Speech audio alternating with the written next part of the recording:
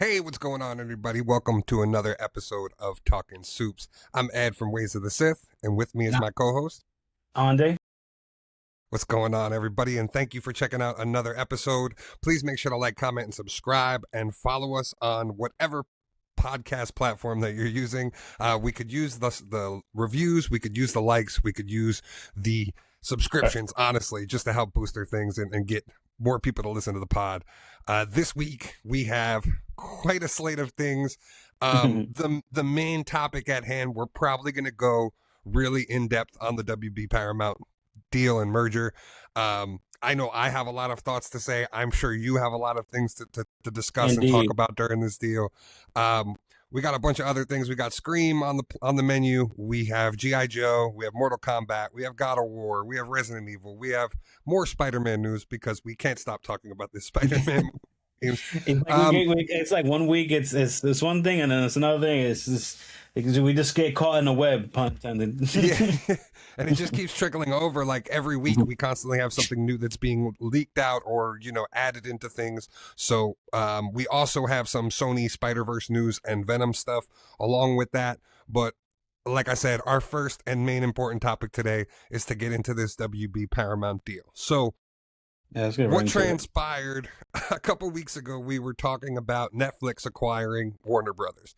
I discussed how I felt that was the better route. I discussed how in the long term for Hollywood, that was the better solution. Less people were going to lose their jobs.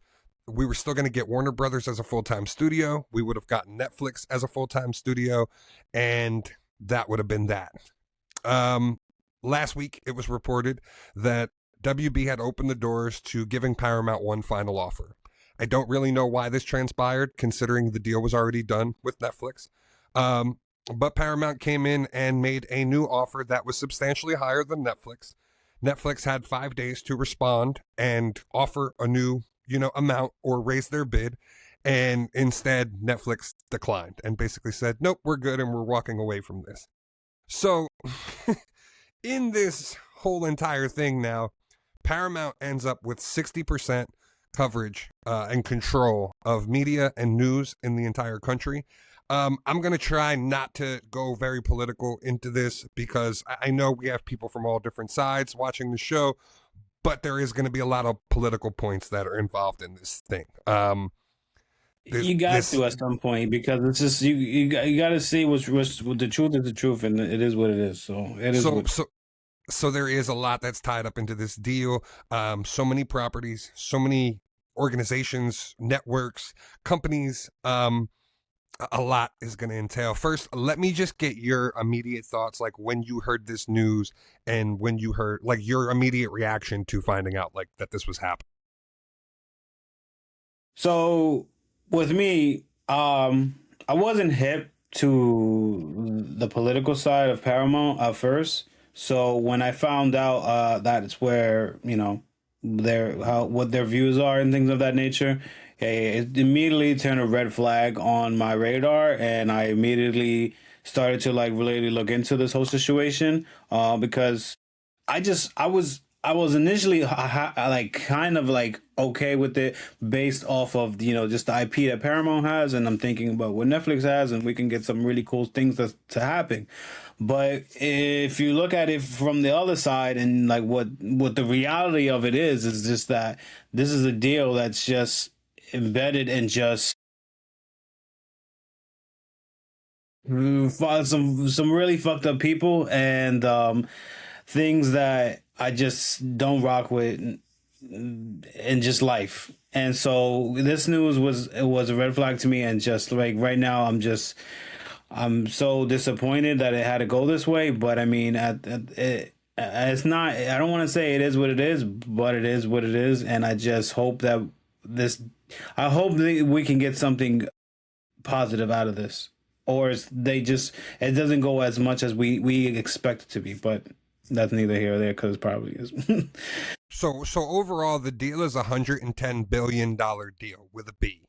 B, we're talking billions here, not millions. $110 billion deal overall that Paramount is going to pay for the studio. Both companies will be $79 billion in debt when this deal goes through. So take that into account, that $110 billion is being spent on this deal. Meanwhile, these companies will still be $79 billion in debt after this merger happens. They've already announced that they're going to have $6 billion in budget cuts. So what that results in is multiple people losing their jobs from both studios, more than likely. They're going to condense a lot of this, and unfortunately, I feel like James Gunn and Peter Safran are going to be casualties of this whole thing if they don't just ask for their releases outright. If I was James Gunn, I would go to the head of Warner Brothers and Discovery right now and basically tell him to rip up my contract, because otherwise you're going to be locked in with this and a company that you already know is kind of against you going in. A lot of other things, like I said, 60% of the news and media are tied into this deal. Both companies are going to be locked up for quite a while on this process. It could take anywhere from 7 to 14 months for it to all go through. So in this process, if by chance, so during this deal, for Netflix backing out, Paramount had to pay Netflix $2 billion to dissolve their deal, basically. If by chance this deal doesn't go through or something happens that prevents this deal from going through, Paramount would have to pay Warner Brothers $7 billion to walk away, basically, without this deal going through. So there is a possibility, because this is going to go to Congress. This is going to go in front of a lot of eyeballs because of the conglomeration of how much media they're going to control overall when this deal is pushed through. Right. We do know that David Ellison, his father, is a stark contributor to the President of the United States. We do know that the President of the United States was after CNN. And that's basically what you can gather from this deal, is that... And David Ellison is who? David Ellison is the son of, I forget his father's name, but his father is basically one of Trump's right-hand supporters, one of his biggest donators and supporters. His father's a mega billionaire, and his son basically was given Skydance and bought Skydance and then took over them. A couple years ago, he ended up buying Paramount, and the controversy surrounding them buying Paramount all stems from a lawsuit from Donald Trump, where he was going to sue 60 Minutes for an interview that they did. So basically, he didn't like something that they did about him, and he turned around and was threatening to sue them. And as part of the process, basically, Skydance swept in and just bought Paramount. They quietly settled a lawsuit that they could have easily disputed to make this deal all go through nice and smoothly. And now we're seeing these politics play game again, because it seems that the whole thing for this acquisition was for CNN. That was the main thing in all of this that they wanted. They wanted control of the main news source that corrects things that are properly put out there that are incorrect, that we all know are incorrect. So basically, one of the few news stations that we have, not to mention CW is tied all into this, so all the local affiliate CW news networks around the country are included in this deal. One of the New York papers is included in this as well. It's not the New York Times. I think it's the New York Post that's included in this. So there are like all kinds of implications that if you're working for one side, and this money is coming from outside investors. Money's coming from Saudi Arabia investors and outside sources. Paramount doesn't have the money themselves to even pony up this offer and pay for the deal to go through. That's what I'm talking about when this studio is leveraged. It's leveraged going in, and there's $79 billion in debt going into this deal. Crazy. So how does this studio expect to operate $79 billion in debt? Like, this is in all logical terms, this deal should never go through. Once this deal gets to Congress, they should shut this down, and that should be that, and this deal should fall through. In all realist terms, when you look at all this on paper and where this money's coming from, that this company's already in debt is just buying this to acquire CNN and then getting all of these other media properties and all of these other things included in that as part of an umbrella. So no matter what side you fall on, I hate to break it to you, Taylor Sheridan is leaving Paramount due to pushback from David Ellison about the content that he makes. Taylor Sheridan is the creator of Yellowstone, the creator of 1932, or whatever all the other spin-offs of Yellowstone The are. creator of Paramount Plus, you should just fucking say for the most part, because Pretty much all of Paramount's content that they have right now exactly. that is drawing people in. And Taylor Sheridan's leaving the company. He decided to opt out of his contract and go someplace else because he was being told by David Ellison that he needed to make more right-wing content. This guy who's already making content that's pretty much geared right-wing content.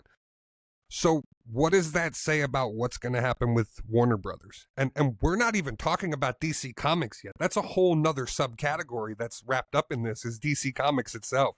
A company that, number one, is their CEO is a minority Asian that has been in control of this company. Jim Lee, like one of the greatest comic book artists to ever live, is the CEO of that company right now.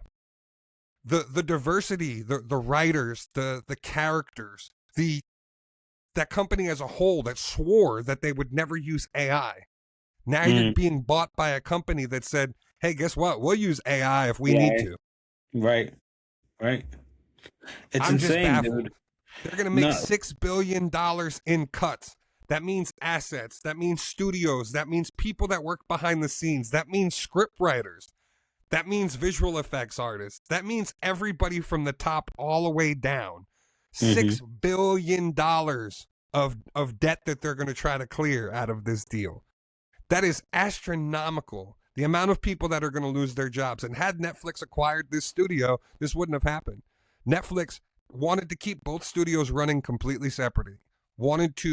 They're building a new studio here for Netflix in New Jersey. That's about 20 minutes away from my house. Actually in Jersey, not just right by you, but a couple. Netflix itself is owned. They just bought the old military base and are building. They broke ground on it, I think, this past week.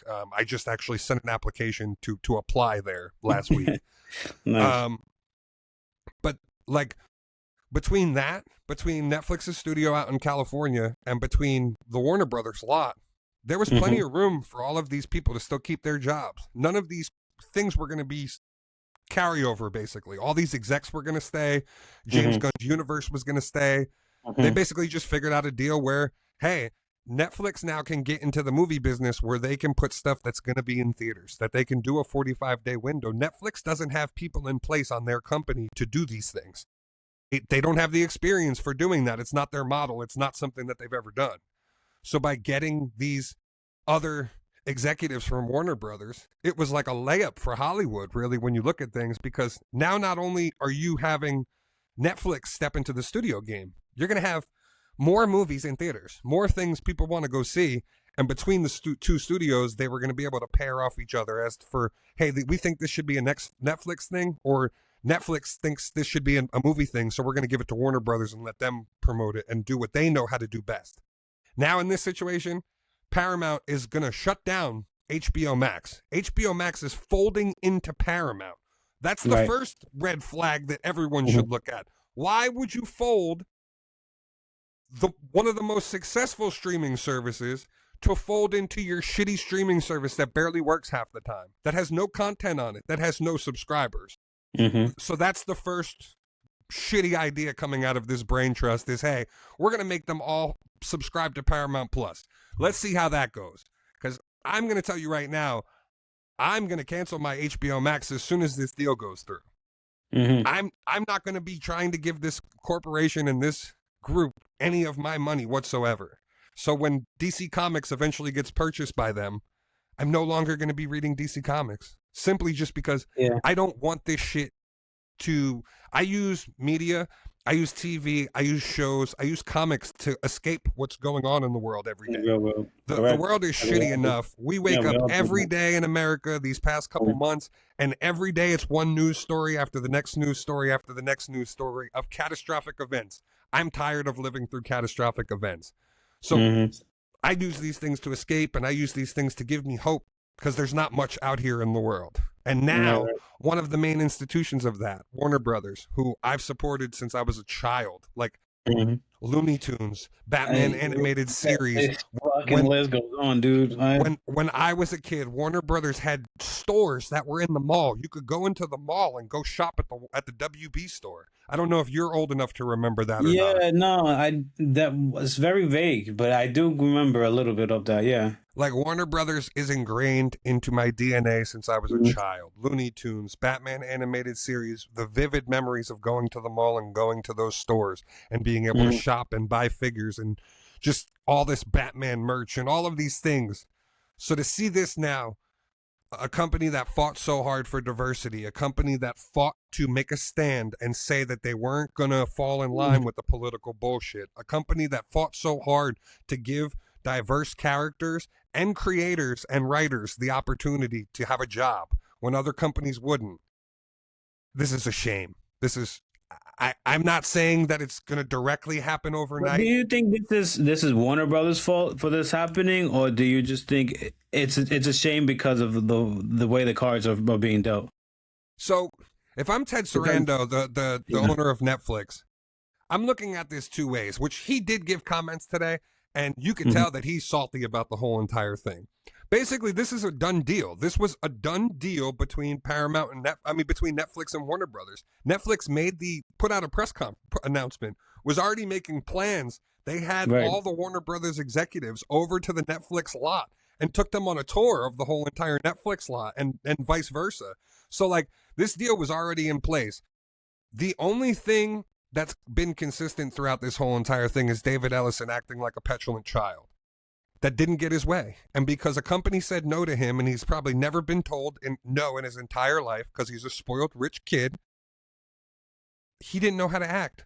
So he acted like a guy who was chasing a girl that wouldn't give him a time of day and just kept calling, kept phoning, making up every kind of fucking excuse and lie and thing that he could do to try to sway things, because he kept putting out misinformation that Netflix wasn't going to do theatrical releases when Ted Sarando said multiple times, no, we're going to do a traditional 45-day window.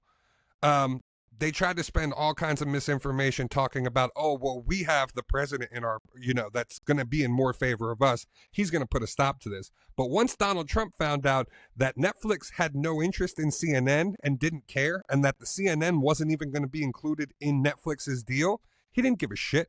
Paramount could have just bought CNN. If that's all they wanted was the news media and that, just buy that and don't ruin the rest of Hollywood. But no, they bought one of the biggest studios in Hollywood because they want their influence to trickle through all of this. We're going to talk about something Yeah. later with Paramount that these things are apparent and these things are becoming a pattern. You'll see how we can draw that. No. So like, this is like some insight that I've gotten. So I'm gonna leave this person unnamed to me, unnamed to the world, but they're very close to me, and they did work for the company at one point, and they recently left the company not too long ago. And what the number one thing that they told me was that they once he's seen the people that were on the higher ups and how they were running things and whatnot, he was glad that he was leaving. He's been there since the beginning. Knowing this person and their views and how hard they go, they was just like, yeah, nah, it was a dub anyways. It doesn't even matter to me. So the legacy that he had there was great, but he's so happy to be gone now. And it's showing more and more as we see with this big deal that just happened now, and just the things in general, that it's just gonna keep going downhill. So here's a list of just all of the companies that they're going to acquire now. Skydance, Paramount, TikTok, which they own, Fandango, Rotten Going down. Tomatoes, DC Studios, Oracle, HBO, CNN, CBS, Bleacher Report, Nickelodeon, HGTV, TLC, Paramount Plus, TNT, Comedy Central, TBS, Showtime, Cartoon Network, Animal Planet, CBS, CBS Sports, Adult Swim, HBO Max, Cinemax, The Cooking Channel, Pluto TV, VH1, MTV, BET, The Travel Channel, CW, the Science Channel, the Food Network, and the Discovery Channel. So every one of those things now are under the control of one company, and all of the subsidiaries that are under those umbrellas of those companies are all under Paramount and this Warner Brother deal. Yeah, and a couple of those you named, I can only imagine how that would look in their point of view, and that's gonna be insane. And I don't know how that's gonna even work. Like, it's only due for the only like line of sight I see is destruction for it all, because none of these companies get down with that type of shit. Well, some of them may, but majority of them are not. Especially like the ones we mentioned, BET. Like, what the fuck? Like, how? I have a feeling. BET probably won't be around for much longer, and probably won't Yeah, exist. that's crazy because they were on a run. They've been doing pretty successful for the most part. I mean, MTV just shut down. VH1, I think, is pretty much shut down, right? So BET's not much longer for this world, I'm sure. Yeah, just looking at some of these things and the fact that they're going to have control over all of this. So think about this: they have control over TikTok. They have control over Rotten Tomatoes and Fandango, which are two other things involved in the movie industry, of course. On top of owning these studios, which should be a conflict of interest, you think, but apparently it's okay. How was Fandango a part of this?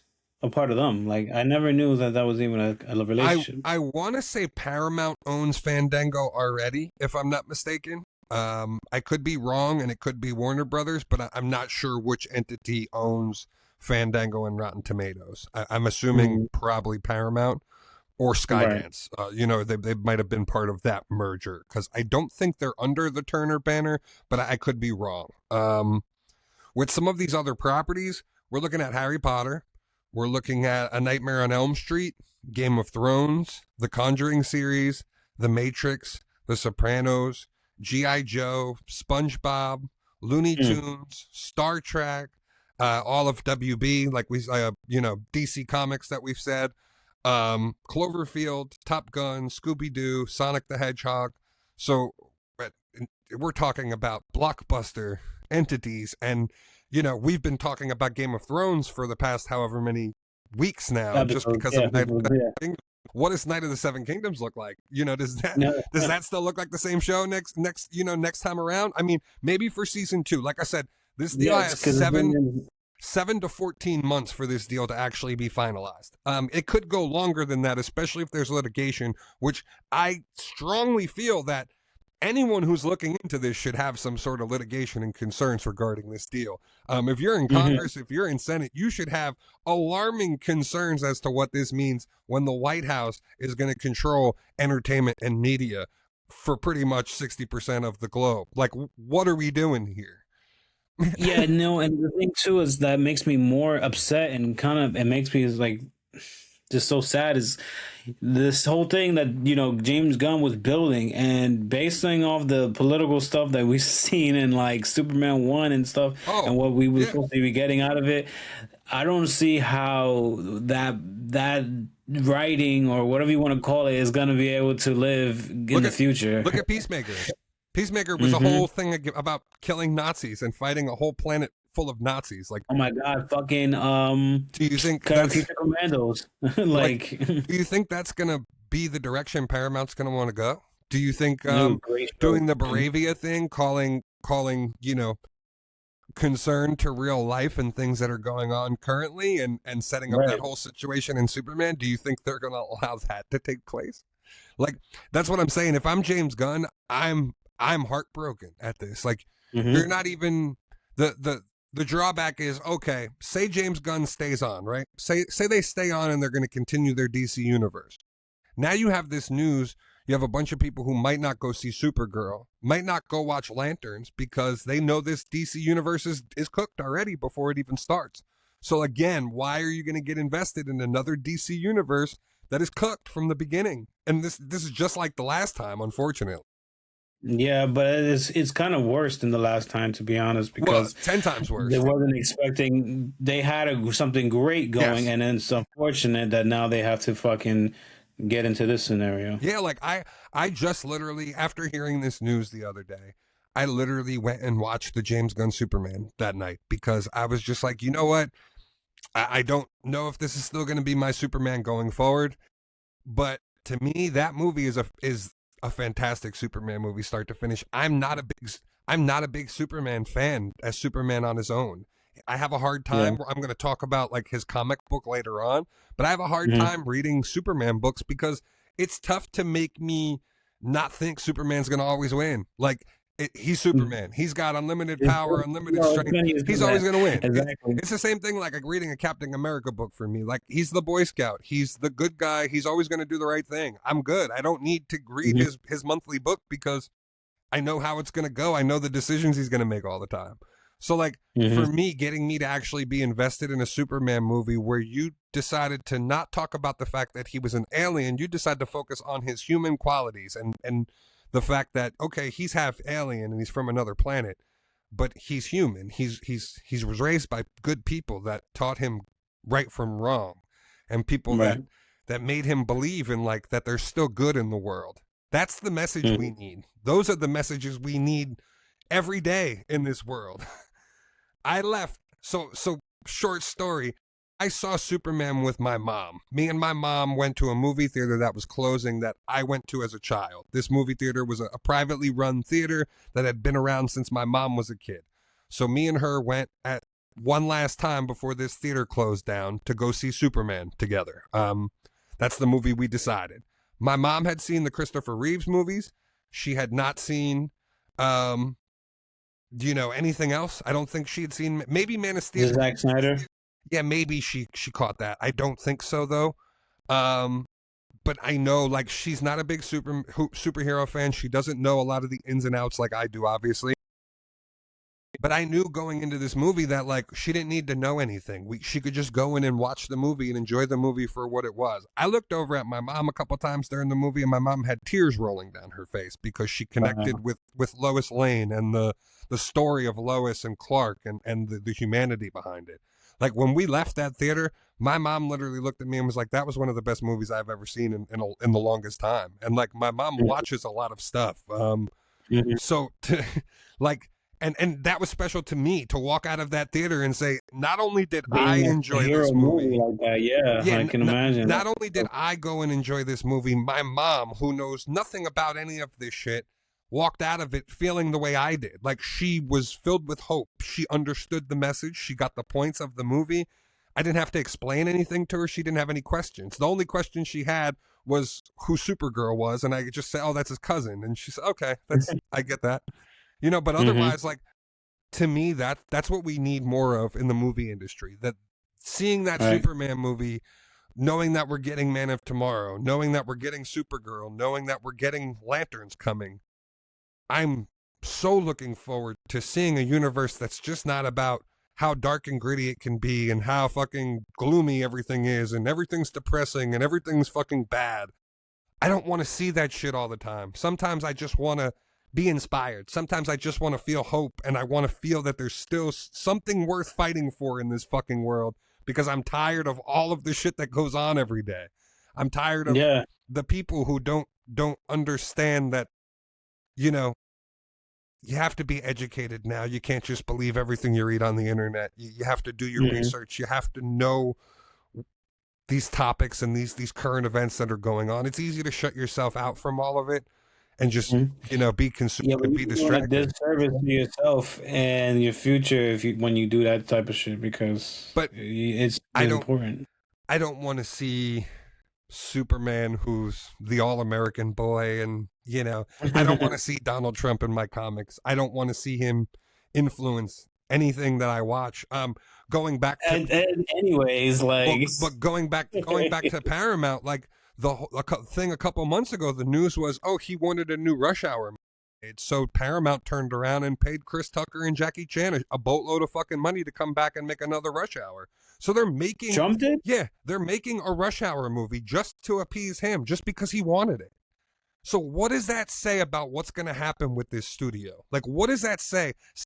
$79 billion in debt. Yo, the thing that $79 also billion has in me I also think that has me really crazy is like why are all these people suddenly getting like merging with these Saudi Arabian people, where they're just like fucking buying up so much stuff that it's like they like as if they don't know how much money they have. Like I don't understand the merging, and the sudden emerges out of nowhere. Like they just came in and just fucking just snatching everything. It's So crazy. I don't know if you know, but they were the front runners to land WWE before Yeah, UFC yeah, stepped I in. understand. That's where it first got put onto them, So and now I'm seeing them everywhere now. they've bought golf, they've bought a bunch of sports.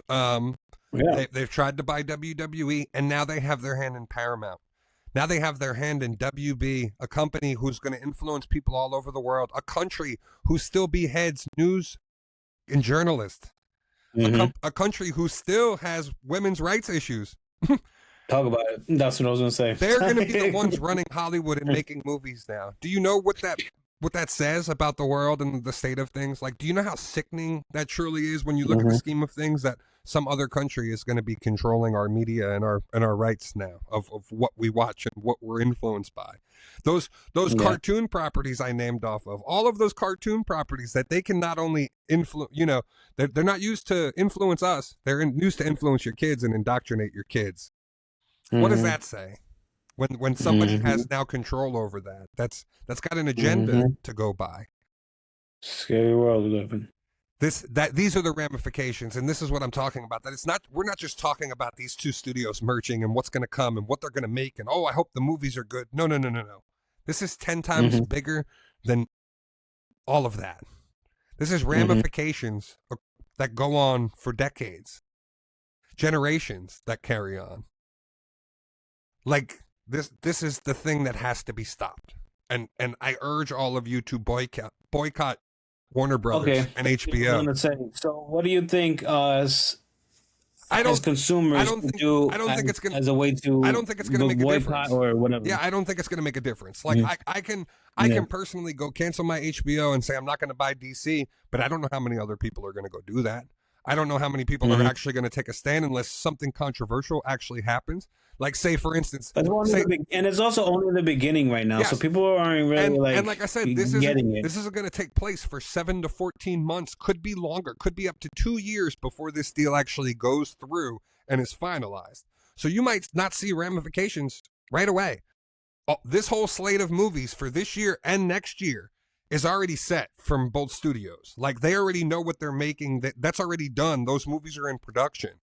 So all of these effects aren't going to be felt right away. It might not be something, even like I said, for DC Comics, it might not trickle down right away to DC Comics. That might take Hmm. years for that to trickle down there. But once something happens in DC that they don't like, and they have somebody in there that they're monitoring the situation and putting their finger in the pie, as we say, it's just going to be downhill from there. And then all of this shit spirals and all of this shit carries over, like I said, into all of these different properties, all of these different things that they can hold power or influence over. I can think of lists of examples of TV shows and things that have come out from Warner Brothers and from properties and things that they've done. A couple issues ago, Batman was killing a bunch of cops and ICE agents in the story. Essentially, that's what And he the was doing. Nazis and Absolute Batman, like. So, like that. This is what I'm talking about. This is going to be. You're looking at a company who literally is totally against everything that this other company stands for, and now they're going to be owned by them. So what does that say for the state of things? I'm so interested to Yeah. see once they announce who actually is going to be the people fired.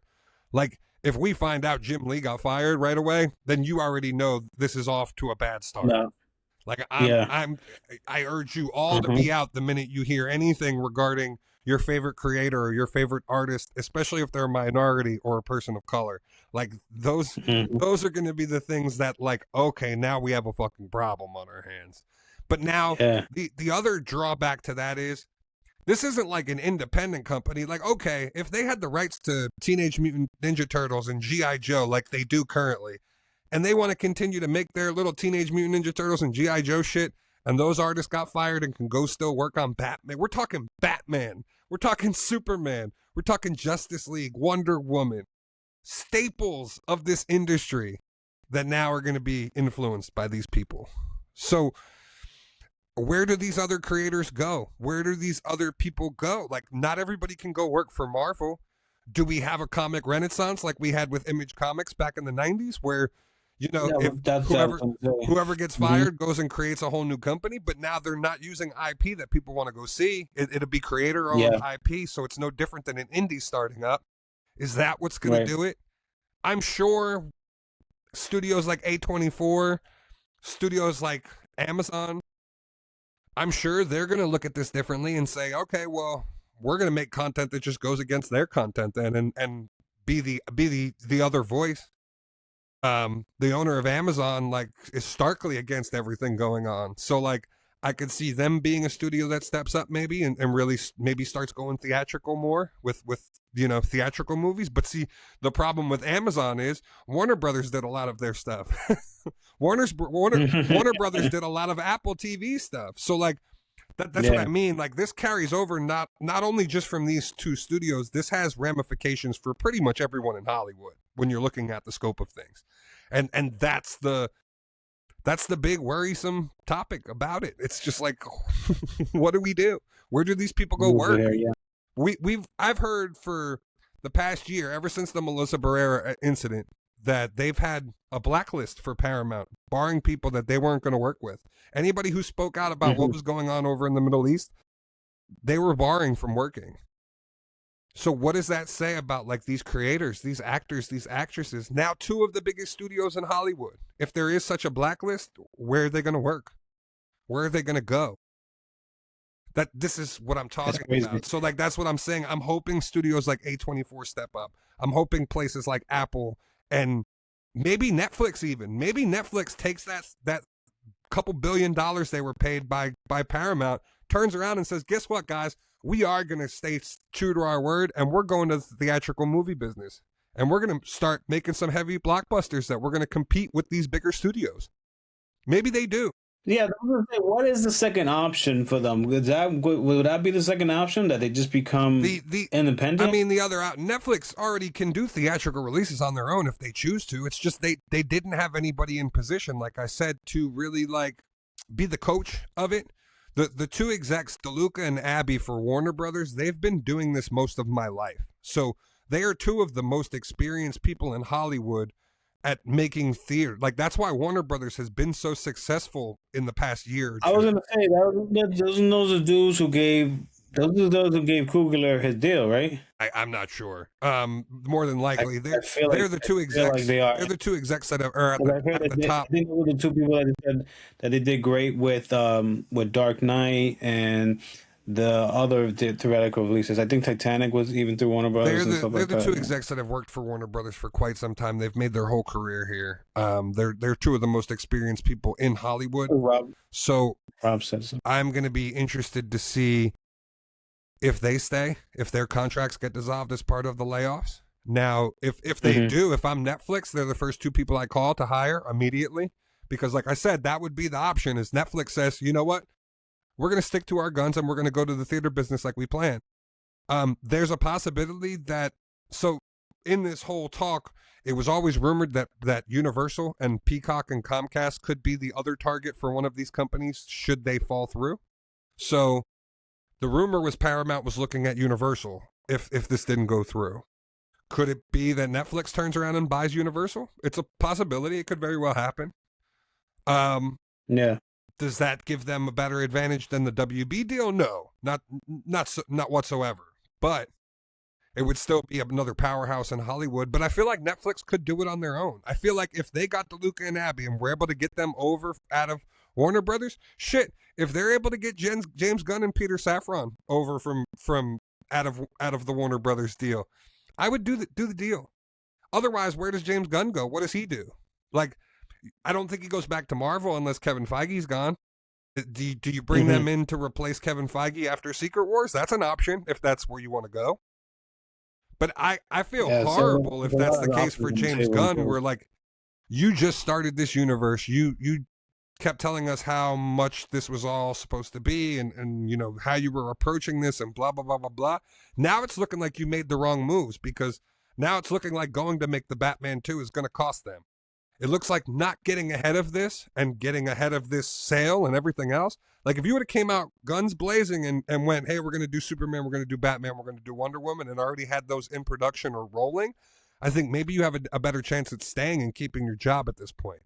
But the fact that, hey, we're years out from a Batman movie ever happening that's not Robert Pattinson, I don't think that still draws people in to go see that movie. Unfortunately, it's been too long. I feel like it's been way too long between the first movie and now. Like, okay, Penguin did great, but overall, was that a great decision to go back to that Batman movie? No, it wasn't.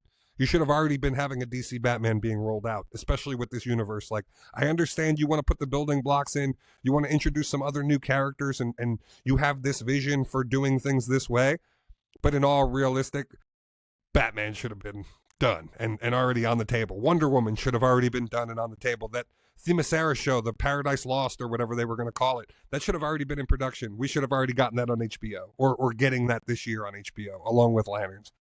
This plan has taken a long time for them to implement. And James Gunn has been putting this off, a long time. And unfortunately, I feel like it bit them in the ass with this scenario. Like I said, I hope on some fucking miracle that this deal falls through, they get paid their $7 billion and they're out. And this could be the fucking long play from David Zaslav and Warner Brothers. Like, they could have said, hey, this Ellison guy is really pissing us off because he won't leave us the fuck alone. Let's get him to agree to a deal, and then let's do something to make that deal not go through so he has to pay us $7 billion and we can laugh all the way to the bank. And I wouldn't be shocked. With these execs, especially the Netflix exec, he sounded so salty today in his comments that this deal didn't go through because they basically walked back a contract that they already had in place for more money. Right. An outrageous amount of money for a studio that's in debt overall. So, like, I don't know, man. I don't know what this entails. I don't know what the carryover of this is, but I know it's catastrophic for the industry, and it's not only catastrophic for the entertainment industry, it's catastrophic for so many other things in the process, including in that, though. Speaking of Paramount, Scream 7 just hit. So continuing to talk about Paramount, Scream 7 just hit theaters. It ended up being the highest grossing film for any Scream movie in the franchise, which is surprising to me considering how bad the movie actually was. Did you get a chance to check it out? No, I didn't see the movie yet. I'm planning on checking it out soon, but I didn't hear that they had the greatest reviews for it. The movie was something that I never really was like the biggest fan of, but I do know, I do know that like I just found out about the promotions and stuff like that happened with it just like within like this last month. So it was just a shock to me that to know that there was even a Scream movie coming out. Yeah, so 5 and 6 was basically focused around Melissa Barrera and Jenna Ortega and their whole story. Due to Melissa Barrera getting fired, Jenna Ortega ended up leaving the program too, and they ended up rewriting the whole entire script. It caused a ton of money for them to pay Neve Campbell, number one, to come back because she missed out on the last movie because she wanted too much money. They brought Courtney Cox back, and they rewrote the entire script to make it a whole new movie, essentially. They tried to get some of like the current day Scream Queens involved in it. McKenna Grace is part of this cast, and some of the other like popular ones that have been in some of the other like upcoming horror movies, but it didn't do anything to help this movie at all. I don't know what they're gonna do going forward with this franchise. It really, I rated it a 1 star on Letterboxd. Like, I've never give anything 1 star. So, and like they're shitty movies. All the Scream movies are shitty movies, but for it to be a shitty movie is saying a lot about like this franchise and where it's at. Part of the thing too, along the promotional tour, Neve Campbell did get interviewed a bunch of times by a bunch of different people, and multiple people kept asking her about X-Men 97, and she confirmed that she is not going to end up playing Polaris on this season. So that was the rumor that was going around, that like she was part of the cast, she was going to play Magneto's daughter, Lorna Dane, and apparently that's not the case, and that's not happening. So that's unfortunate news because I was really excited for that. Was teased in X-Men 97? What happened? for the new season? Was Polaris like teased or something for X-Men 97 and Yeah. the new season coming up? So she's shown in Magneto's mind dream with Xavier. Like, I forget. I think that's towards the end of the season where like Xavier's inside Magneto's mind. Yeah, the last season. Yeah, I remember where they're like on a boat or whatever and stuff like that. Yeah, She was yeah. in the She's cut or on. whatever. Yeah, She's on the boat. Yeah, and then at the yeah. end, she's on Forge's board for the available members of the team. Her and Havoc, which is Scott's brother, are going to be part of this next season. They're the part of the current day team. So essentially, the way this next season breaks up is we're going to have a team in the past, a team in the future, and a team in the present. So because the main team and the main cast from 97 got split up. So the way this next season is going to be done is there's going to be a whole new team that's going to be assembled as the present day team with Jubilee and Sunspot and a couple other characters, more than likely Lorna, Havoc, Iceman, Colossus, Kitty Pryde, Emma Frost. Dust was even thrown around in there, so that it'd be cool to see her, brought in. But yeah, all those characters that were on Forge's board at the end in the final shot, they're pretty much the cast for this next season. Then with the other characters being in their other storylines. But it was rumored that she was going to be playing Polaris for this next season, which, again, I was very excited about. I saw that and was like, oh shit, we're getting Nev Campbell in 97. Like, I'm here for that. But yeah, she said no. She said she would love to be a part of the franchise and love to be involved in something. She said she's never even been asked to like do anything with Marvel. So it would be cool to see her brought in and do something potentially. Yeah, that's what they say, but we never know who's telling the truth on that. So, I mean, she could have been doing her best job to just keep it quiet if it is like a surprise announcement for this season that they didn't want to get out. She could be doing her best like Andrew Garfield. We're like, oh no, I don't know what you mean. That could be a swerve on her part, but she basically acted like she had no idea. She's like, that's kind of the rumor going around, right? She's like, I've heard like the rumor, but I don't know anything about it. So I see as it comes. Paramount, they're also going to be moving forward with 2 potential scripts for a G.I. Joe movie. So we are getting the Robert Kirkman Energon Universe TV show that's going to be an animated series. That's coming. That's the thing I want to see. Like, I don't even care about a live action G.I. Joe movie because I feel like, especially with Paramount making a live action G.I. Joe movie, we can kind of attest to how that's going to go. But the thing that made me concerned, I guess, is 2 of the people that they have working on the scripts apparently is Danny McBride from Eastbound and Down and the Righteous Gemstones and all that stuff, and the other guy that they have is accused of a lot of things, let's just say. So I thought it was very odd that they were going to go with somebody like that to pen this script, and then the idea that they were talking about apparently was they're going to have them both write 2 totally separate scripts and then combine the 2 scripts to make a movie. That just sounds like a train wreck to me right off the bat. Like, I don't know. Too much. It's like a doomsday trick. Yeah, to me that just sounds like a train wreck waiting to happen. So I would prefer if they did something else. Like I said, I'm fine with the Energon Universe stuff.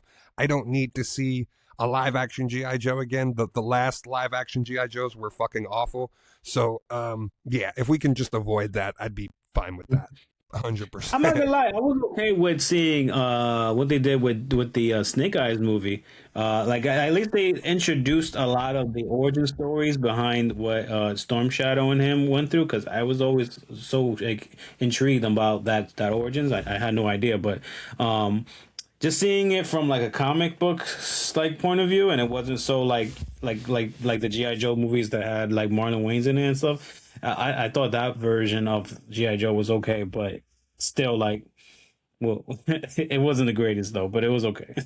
So I will never say a bad thing about Andrew Koji. He's who played Storm Shadow in that G.I. Joe Origins movie. He is a phenomenal actor.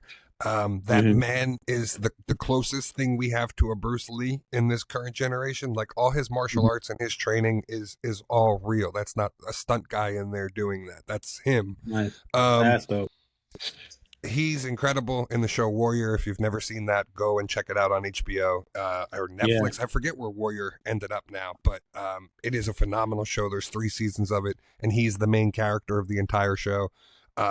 I would love to see him come back as Storm Shadow if that's the case. I would be fine even seeing the actor come back from G.I. Joe Origins that played Snake Eyes, but they have to reframe the whole entire movie. That Origins movie was fucking awful too. Compared to just like what the actual lore is and what they can do with G.I. Joe, I feel like there's to me a series is honestly the better way to go rather than a Yeah. movie. Yeah, because they I, jam-packed a lot in that movie. well, and especially just because if you go back to like the animated series, like the animated movie is what kickstarted things and then got the animated series back in the 80s. But Mm. for me, I feel like a live action series, like you'd actually be able to flush this out. There are like some movies. I'm trying to think of it. Resolute is the one I think that's online. That's like a GI Joe movie. That's like it's like 2 hours long. It's all animated. It's phenomenal.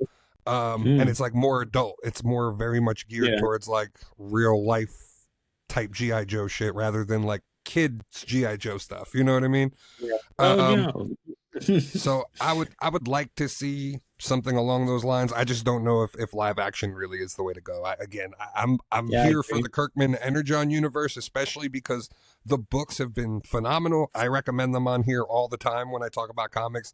So I Yeah. would really like to see that, but live action, I'm good. I'll pass on a Danny McBride GI Joe movie and anything having to do with the other guy. And everything that they did in Transformers, I mean, they're not making a live action, but I'm just saying, like, if they were to go live action, what they've done with Transformers thus far has been really dope, and I would love, I can't wait to see how they merge those two together. Well, they definitely hinted at it at the end of the last Transformers Yeah. movie. The guy Mm-hmm. flipped the card over and GI Joe was on the back. So they Mm-hmm. definitely like set it up. The rumor that was like Chris Hemsworth was originally attached to like come in and play Duke and be part of like whatever they were doing, but I don't know if that's still the case. Mm-hmm. Yeah, I know he's got especially some because it's not live action. yeah, and I know he's got some issues that going on, some health issues and stuff like that. So I don't know if he's going to be signing on to like new franchises to start off. Good. But yeah, I guess we'll see what happens with GI Joe. Um, more Mhm. in like in I guess cartoon animation, all of that, video games. Mortal Kombat trailer dropped. Ooh, What that fire! so like Get over here. Let's bring it. I was a huge fan of the last one that came out. Like I like the ones that came out in the '90s. I know they're horrible movies, but they're Nah, classics to dog. me as They're far as like nostalgic as growing up. fuck, bro. Hell Um, yeah. but I really liked the last Mortal Kombat movie that they did. My only gripe, I guess, was that they focused on a character that Mm. didn't matter. Like they focused on Cole Ah, way too much. Um, yeah. so it seems like they righted that wrong in this movie because I feel like Cole gets killed off like right as the opening of the movie happens, or they do like the Simpsons thing where they kill him off screen. Yeah. Because they're starting off with Johnny Cage and Carl Urban's playing Johnny Cage for this new one. We have what is her name? Adeline Rudo. She's from Sabrina the Teenage Witch, and she's been in a couple other things. She's a fantastic actress. She's going to be playing Katana. The her co-actress from Sabrina is actually going to be playing the other sister. What's the other sister? Jade is the other sister. Jade? Yes. Yeah. Hmm. So I think that's so cool that they got both of them to be together. They're both really great actresses. Um, yeah, the cast is awesome that they cast originally for this first one. So I'm looking forward to seeing them all come back. Yeah, I thought they were gonna have see, instead of having Cole, I thought it would have been really dope if they would have replaced him with Takeda, who is Scorpion's son. And if they would have did something like that, I think a lot of people would have found it interesting. One, because he's a popular character since he came out in the video game, and two, like seeing him on live action would have been fucking really dope. But I am hype that they're basically just doing a remake of the original Mortal Kombat with having Johnny Cage be the main character again. The characters that we did see in this trailer though were fucking hype. New Cybot, Jade, Shang Tsung, pretty much all the big characters you know and you love from the series are in this movie this time around, and the hype has been real. We're getting, I mean, this is sidebar, but I mean, we're getting a Mortal Kombat movie this year and a Street Fighter. So street like fighters in the arcade world and in the gaming world are gonna be eating this year for sure. Yeah, I'm looking forward to both movies, and seeing, how they're gonna be. I know the Street Fighter cast threw shots at the Mortal Kombat cast on stage at the Gaming Awards. They like hinted that they were gonna bring them out, and then they were like, "Oh, just kidding. They wanted too much money to be here." So, it'll be interesting to see which movie actually does better. Originally, one's a Paramount movie, one's a Warner Brothers movie.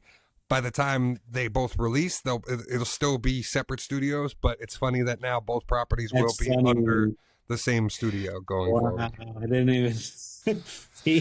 So That's another thing that they can ruin. Also, some new set photos leaked from Amazon's God of War show.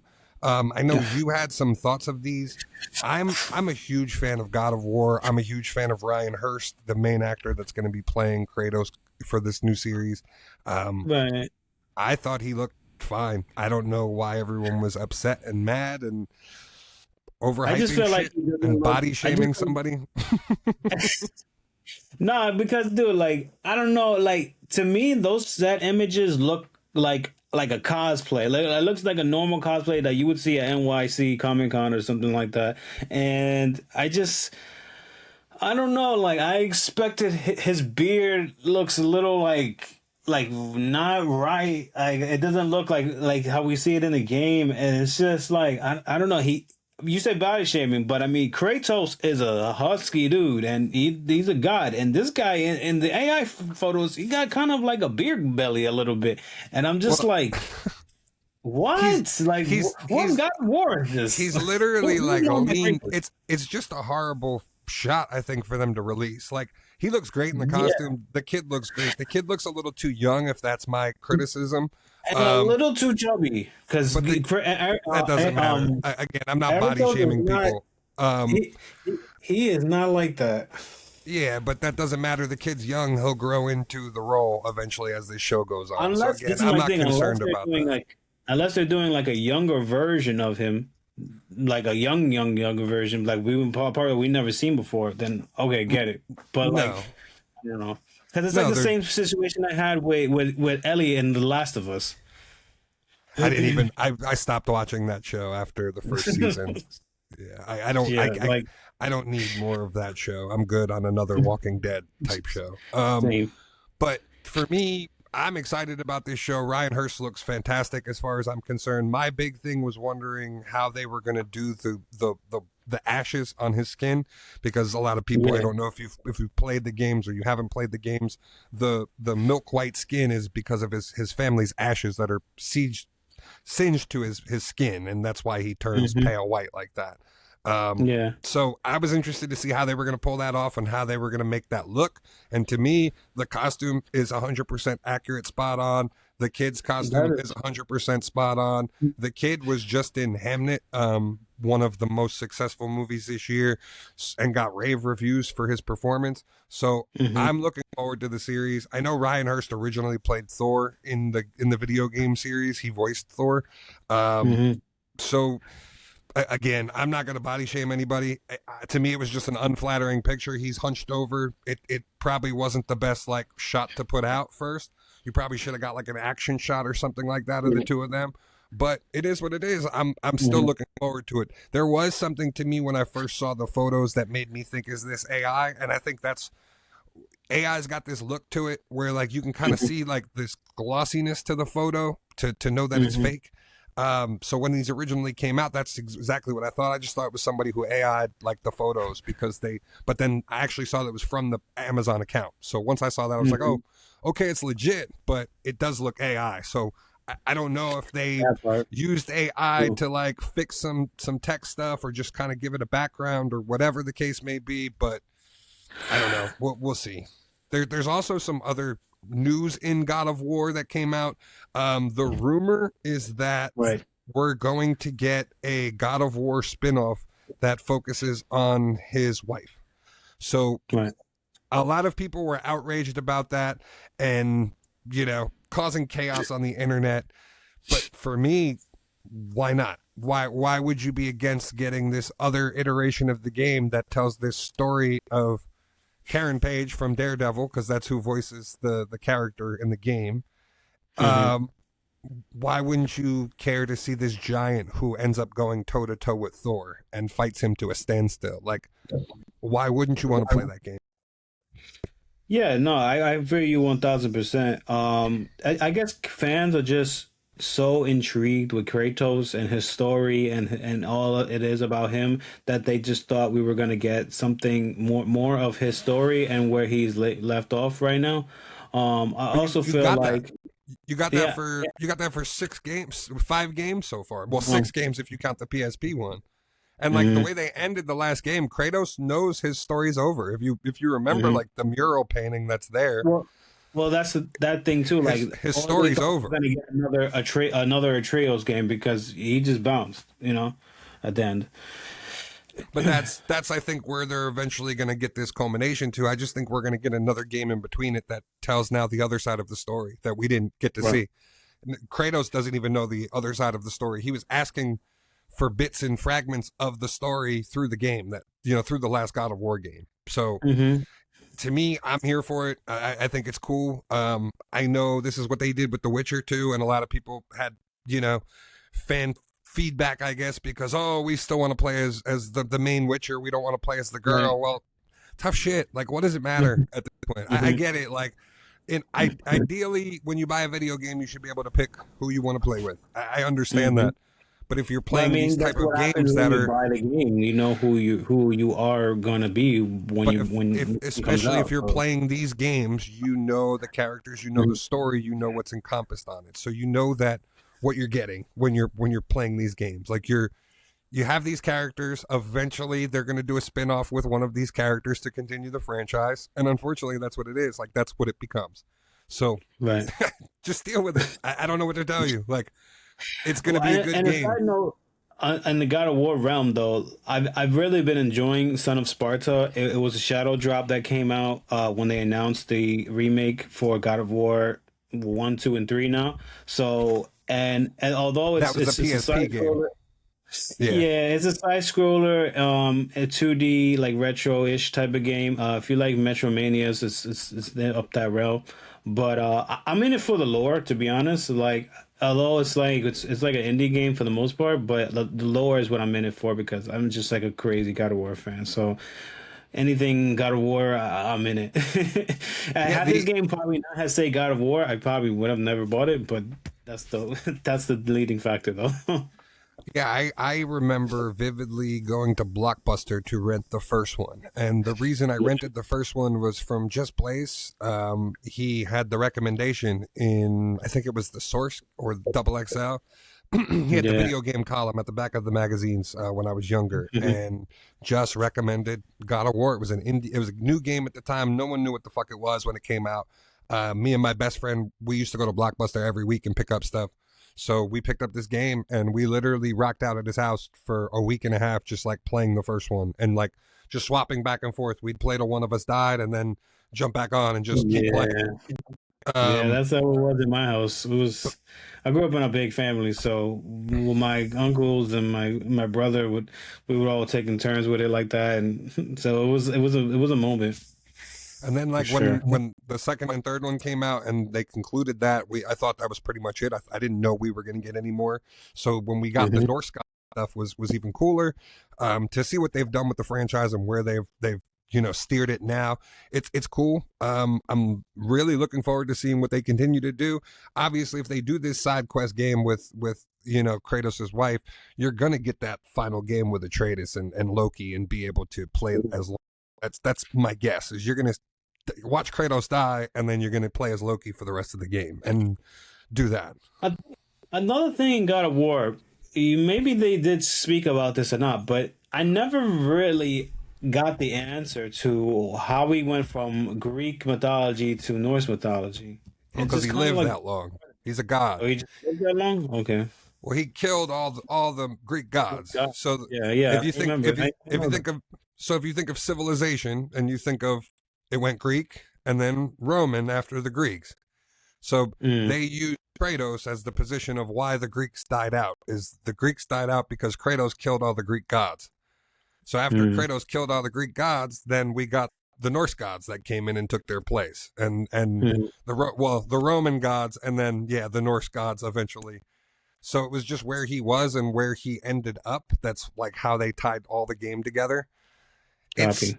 it's they basically, it was him living past his expiration date, because he's still Mhm. embedded with that god energy. Like he's still Yeah. technically the god of war. Like Yeah. he never Yeah. lost that. You know what I mean? So Mhm. we're also And getting so what I McFarlane heard, stuff I also from heard that that. he got his axe from Frey. Well, That it's was a her little thing I axe. heard. Yeah, Yeah. it's her axe. You learn that in the game, that basically she went toe to toe with Thor with that axe. And that's Hmm. how she ended up dying. She fought Thor to a standstill and basically died. And then Kratos ends up with the axe later on. Yeah. So it That's should be fine. interesting. I'm here for it. Like I said, I want to see more of God of War stuff. McFarlane's got the license to make toys now for it, so we're going to be Right. getting all kinds of God of War action figures from Todd.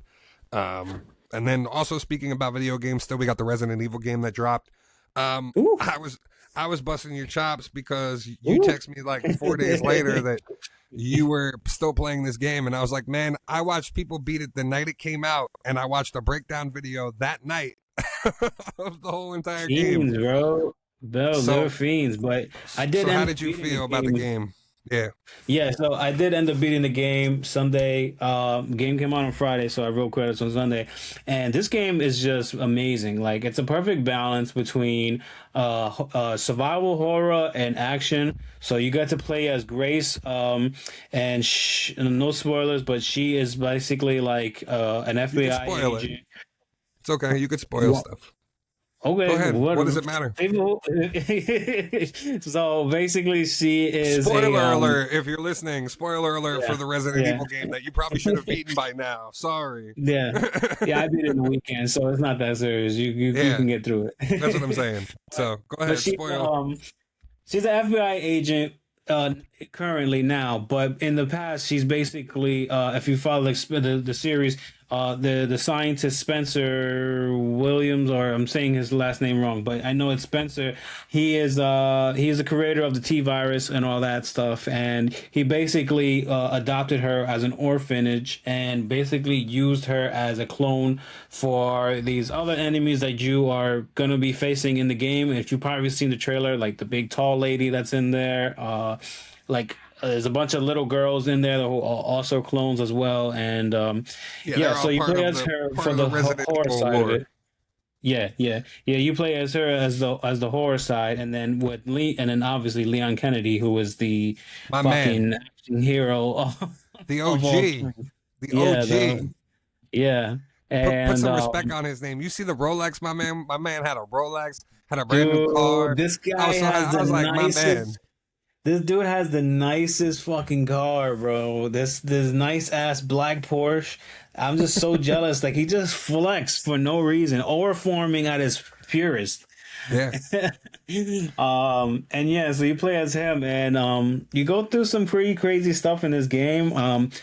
I really want to run it back, to be honest, because that ending was great. And I'm just like in an itch right now. I've been like doing nothing, but like I keep listening to Resident Evil music. I try to run back 4 remake because I didn't get to finish it, but I mean I finished the original one. I just never finished the remake, and yeah, man, it's a good time to be a Resident Evil fan, bro. It's a real good time.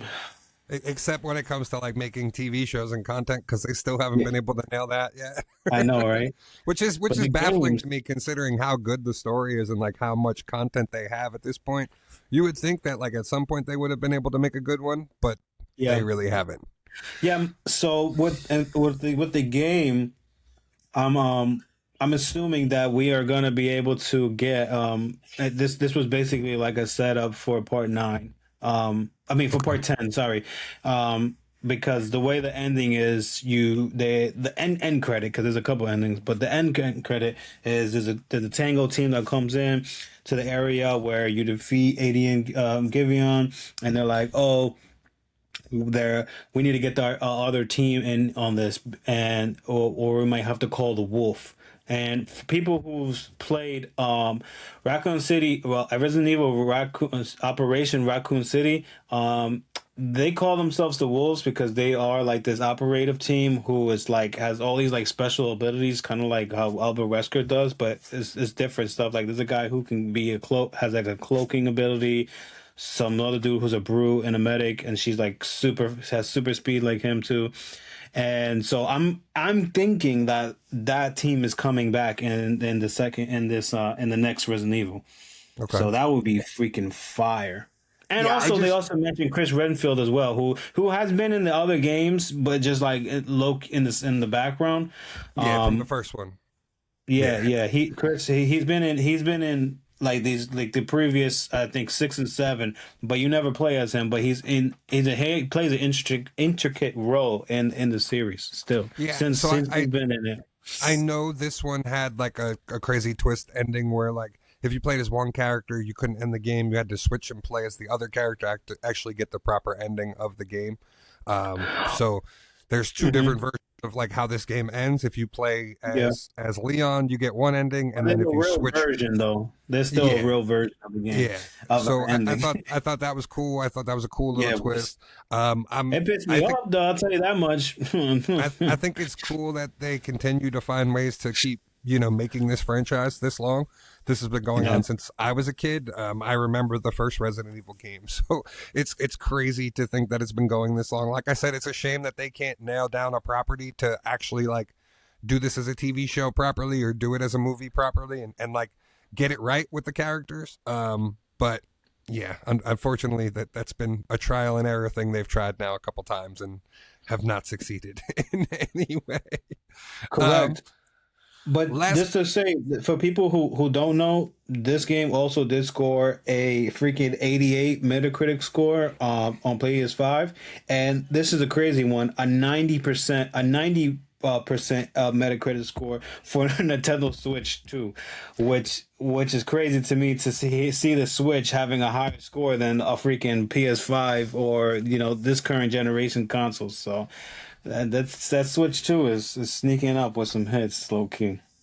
Yeah, I mean, I know the graphics for this looked incredible. The cinematics looked amazing Yeah, the from the RE video engine breakdown that is I watched. So, insane. I mean, when they knock it out of the park, they knock it out of the park. Now, let's see. I know that's another property that like really doesn't have a toy line currently. Jada Toys does have the license to Capcom stuff, so it's always a possibility that Oh, okay. maybe Jada Toys would eventually. They're the ones doing Street Fighter and doing Mega Man and stuff like that. So the potential for them to do some Resident Evil stuff is probably highly likely, which would be pretty cool to see. We also have some more Spider-Man news. It seems like we have not stopped talking about this Spider-Man movie that keeps coming every week. There's more and more news to come out of it.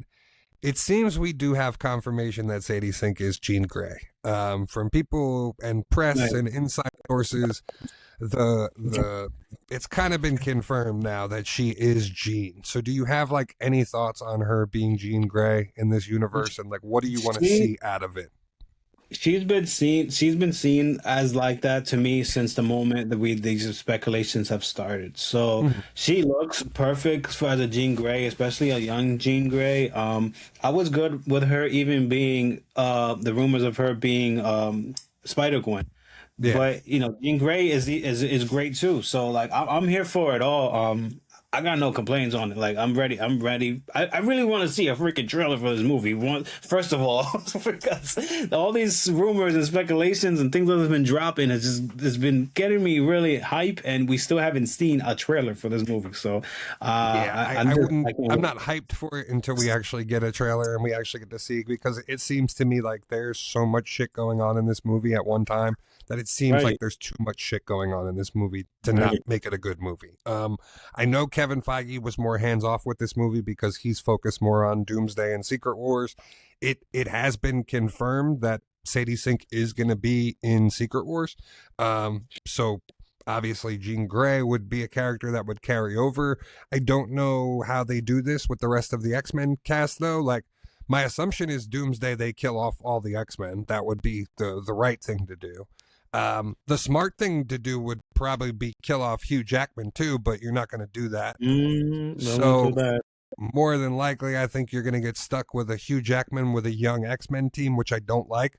If that's the route they're going for an X-Men title, I would like to see an all-young cast if they're going with somebody like Sadie Sink for Jean. You don't need that creepy, weird vibe with an old Logan and a young Jean Grey. That's just not the route to go, guys. Especially these days. I don't know who else they cast for the rest of the X-Men. I'm not familiar with like a lot of like teenage young actors and actresses. So yeah, I couldn't even think. I know I saw somebody kicking around that Chase Infinity girl as Storm, and I was like, you better fucking not. Like I get it. She's a great actress. I would like to see her maybe in a Monet role or maybe a different X-Men character. But if you're casting Storm, I need somebody who's actually African or has a dark skin tone, not light. You can't go light with Storm. Yeah, I always I always thought the girl who plays Starfire in the live action Teen Titans show that we were talking about last week, she would be a great Storm.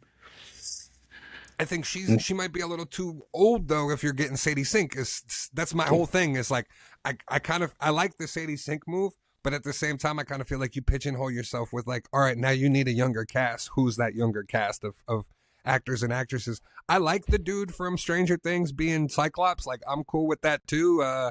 Homeboy, who I forget his name, the one you were talking about. But yeah, I know who you're talking about. I've heard that he's been rumored as Nova. I've heard that like they've been kicking, like attaching his name to the Nova. And as Harry Osborn, I've heard the rumor of him doing that too. That's confirmed, not happening. Apparently, he's not in the Spider-Man movie, and that's I guess where these Nova rumors led to was that I guess whatever the case may be, he did meet with Marvel, but it was about Nova and it wasn't about Spider-Man, supposedly, according to the rumors. But I'd be Steve. That's his name from Stranger Things. I wouldn't mind seeing him as Cyclops, like with Sadie Sink as being Jean. Like, okay, I could see that. I'm sure it'd be awkward as shit for them as actors and actresses, coming from playing on she was a much younger role on a TV show he was already on, and now that she's older, like having to have a romantic thing, that might be awkward. It's almost like Jon Snow and Sansa in the movie they just did recently. But yeah, I feel like you have to go a younger cast if you're gonna have, Sadie Sink playing Jean. I don't know what that means for like carryover or how they're gonna thread her through the other movies, unless she's already Phoenix. That's my guess is she's already got the Phoenix power and that's where you're going with it. But I don't know. Yeah, or even how they're even gonna put those two together? Like she's just gonna be a kid in a classroom or something like that, and that's how they meet or whatever. I don't know, but we discussed that there's a time jump in Spider-Man, that he's gonna be in college during the time, so it's possible that she's one of his classmates or in college is jumping realities or something along those lines. I'm not really sure how they're gonna pull this off, but it'll be interesting to see for sure. There was also some more Spider news, I guess you could say, mixed in with that. And the Sony executive, I do not know his name, was talking about their plans to continue the Spider-Verse. They're basically going to start fresh, apparently. They have a new vision for what they want to do with Spider-Man.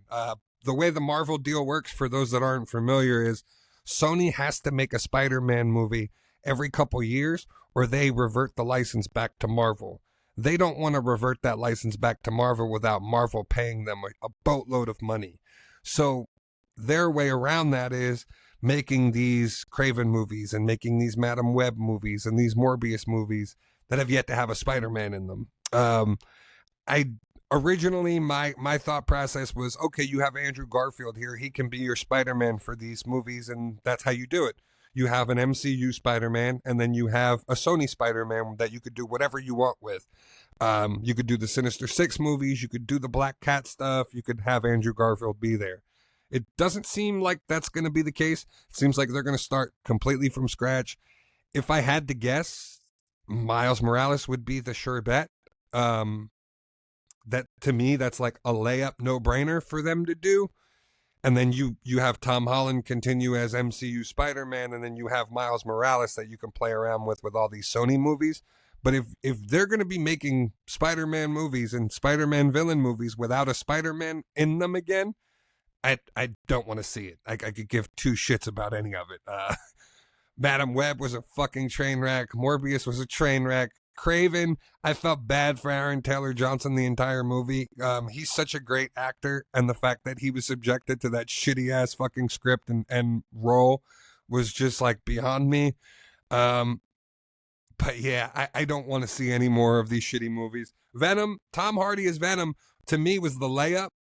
I still don't know why, when you had Spider-Man 3 No Way Home, you had the opportunity to have him show up in the final battle and get the spider emblem on his chest, and it would have been a perfect thing to do, but instead you sat him on the sidelines the entire movie and then did the Venom symbiote gag of leaving a little bit of symbiote behind to maybe set up Secret Wars, but we don't know because we've, again, yet to see a Spider-Man trailer. So I don't know.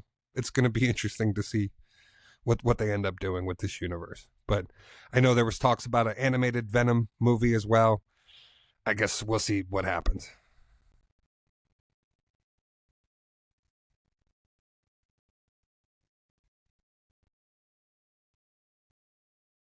Are you there?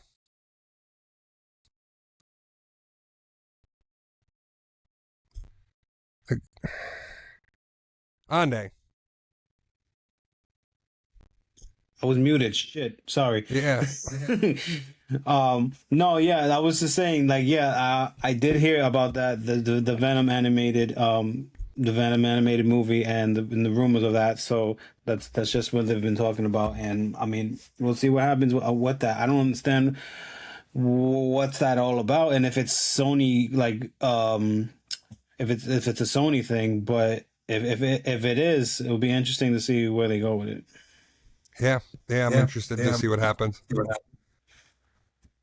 All right, so I think that's pretty much it for this week. We just have comics of the week. What do you got that you're reading this week? So comics of the week, I haven't picked up any comics. I do know we have the Spider-Man versus well, not Spider-Man versus, but Spider-Man and Superman. That's like right around the corner. I'm really looking forward to that. I wouldn't say my comic of the week, but something we do sometimes is like our thing that we got of the week. That would be Resident Evil 9 for me, because that took over my weekend, and which is usually my comic book reading time. And like I said earlier, that game is amazing, and I've been loving everything about it. I want to do a second run of it, and I highly recommend you guys, if you have any consoles, to go ahead and cop that, because it's been great. It's a great game. So I just have two for this week. Green Lantern 32 came out this week. It basically is going to set up the big Green Lantern issue that comes out next. It's going to be a big anniversary oversized issue. Hal Jordan is leaving Earth. Kyle Rayner is the new Green Lantern of Earth, taking over. Hal proposed to Carol, or tried to propose to Carol in this issue. Mm-hmm. Some things happen that go awry, and she basically tells him to do it the next time they see each other. So Hal's going off on a mission. The Corps are going to be in trouble in this next oversized issue, and Kyle now is in charge of Earth, which is Kyle is my favorite Lantern. Well, one of my favorite Lanterns. Jessica Cruz and Baz are two of my others. But Kyle being the White Lantern, I think it's really cool. I think it presents something new for the Green Lantern universe and what he's going to be doing as the Green Lantern of Earth. The last time he was Green Lantern of Earth, his girlfriend ended up in a refrigerator. So hopefully things turn differently. And then also we got the DCKO tie-in. The newest, the final issue for DCKO comes out this week. This basically set that up. So as we saw in the last issue, Lex Luthor betrayed Superman in the final hour, took his shot, and became the King Omega. But the game is not over. Doomsday is the key to it all, and Doomsday is the key to stopping Apocalypse and Dark Side. So we'll see what happens in DCKO coming out this week. It looks like it's going to be a good finale. Overall, I haven't been too crazy about this event. I really kind of going in knew what this event was. It was just a knock 'em, sock 'em, all out kind of brawl that they wanted to sell just to try to draw some interest. And they did. It did well. Some people really seem to like it. For me, it's just kind of like, okay, I'm ready for it to be over already. And then something else that I've been rereading is the Grant Morrison Batman and Robin run. This is my favorite Batman run of all time, is the Grant Morrison run. I feel like this is such an epic series. So many first appearances in this run with Professor Pig and the creation of Damian Wayne. It starts with Son of the Batman, and it goes all the way through from Batman R.I.P. to Batman and Robin, where Dick Grayson takes over as Batman and is the Batman with Damian as his Robin. A lot of people, I think that Bruce was the first one to have Damian be his Robin, but he wasn't. It was actually Nightwing. So it's a pretty cool story. It goes all the way through to Bruce's eventual return, and then it ends with Batman Incorporated. So it's a really, really great series. Grant actually came back during the end of the New 52 to finish the series with the end of Batman Incorporated 1 through 12 that he did. So I do have to pick up the final omnibus of that to have the whole complete collection, but otherwise I have the whole entire Grant Morrison run. I think I pretty much have everything Grant's done, except for Ice Cream Man. But yeah, fantastic run. If you're looking for it, it's definitely worth picking up. But yeah, that'll do it for this episode of Talking Supes. It's been a pleasure talking about all of these things. Thank you guys so much for tuning in this week. Please make sure to like, comment, and subscribe. Follow both our YouTube channels. These videos are being jointly shared through our YouTube to try to promote it. I think eventually what we're going to have to do is we're going to have to start a separate YouTube page directly for this podcast. But for now, please make sure to subscribe to both pages. Turn your alerts on so you know when new episodes come out every Wednesday. And thank you guys so much for tuning in.